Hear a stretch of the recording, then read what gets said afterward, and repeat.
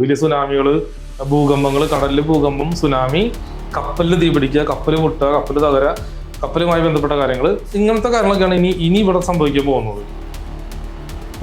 പശ്ചാത്തലമുണ്ട്. പ്രത്യേകിച്ച് ഇനിയും സ്ഫോടന സാധ്യതയുണ്ട്. തീപിടിക്കാവുന്ന വസ്തുക്കളടക്കം കണ്ടെയ്നറുകളിൽ ഉണ്ട് എന്ന വിവരമാണല്ലോ പുറത്തു വരുന്നത്. മറ്റൊന്ന്, ഈ 22 ജീവനക്കാരിൽ 18 പേർ സുരക്ഷിതർ എന്ന് പറയുമ്പോൾ മറ്റ് 4 പേരെ കുറിച്ച് എന്തെങ്കിലും വിവരങ്ങൾ ലഭ്യമാകുന്നു?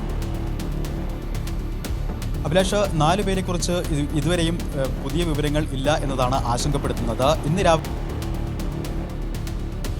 ഒരു കപ്പലും ഇപ്പോൾ സ്ഥലത്ത് രക്ഷാപ്രവർത്തനം നടത്തിക്കൊണ്ടിരിക്കുകയാണ്. രക്ഷാദൗത്യം പുരോഗമിക്കുന്നു. പക്ഷേ അപ്പോഴും കപ്പലിൽ ഉണ്ടായിരുന്ന കണ്ടെയ്നറുകൾ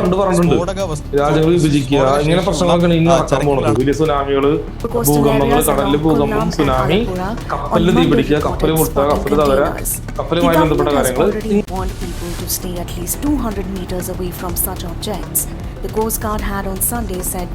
ആഘാതം തീവ്രമാണ്. ആദ്യ കപ്പലപകടത്തിൽ വെല്ലുവിളിയായത് പ്രധാനമായും കാൽഷ്യം കാർബൈഡും പോളിയെത്തിലിനും പോലുള്ള രാസവസ്തുക്കളായിരുന്നു. പക്ഷേ ഇപ്പോൾ കടലിൽ കത്തുന്ന കപ്പലിൽ മുഴുവൻ രാസവസ്തുക്കളാണ്. അതായത് മുൻപുണ്ടായ കപ്പൽ അപകടത്തിന്റെ 1000 മടങ്ങ് ആഘാതം കൂടുതലാണ് ഈ അപകടത്തിനെന്ന് വിദഗ്ധർ പറയുന്നു. കാരണം കപ്പലിൽ മുഴുവൻ കൊടും വിഷങ്ങളാണ്. കണ്ടെയ്നറുകളിലുള്ള